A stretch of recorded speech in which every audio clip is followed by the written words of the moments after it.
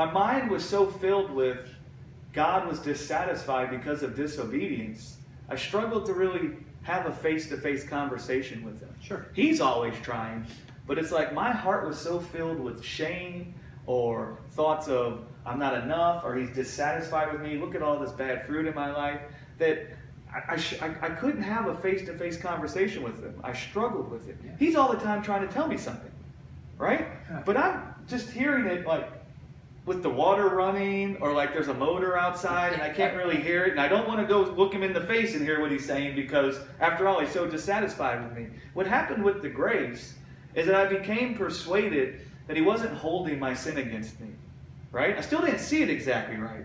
But at least I begin, like Bertie said, I began thinking that I can be in the presence of God. Right? I began seeing he's not judging me by my sin. Now what that did was it brought me face to face with him. Yeah. Right? Now once I was face to face with him, it was like, now let me tell you what this thing is about. Yeah. Right? Now I could hear clearly. Yeah. Life or death. Right? That's what it's about. That's what saves you. For so long, we haven't understood that everything that ails human beings is death.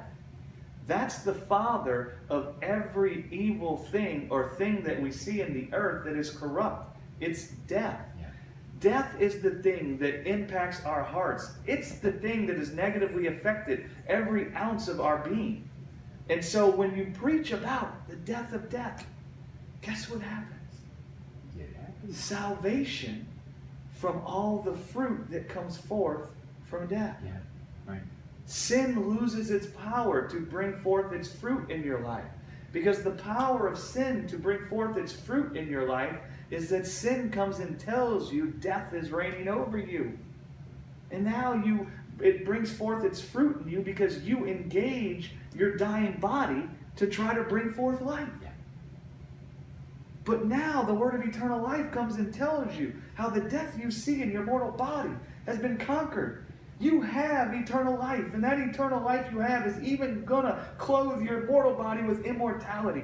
That destroys the power sin has in your life, because you can no longer think death is reigning over you. Right. If you no longer think death is reigning over you, if you become persuaded you have an incorruptible life, you're not going to engage your mortal body to try to get life. Mm-hmm. And if you don't engage your mortal body to try to bring about immortality, then your mortal body that's dying doesn't have the avenue to bring forth fruit unto death. Right?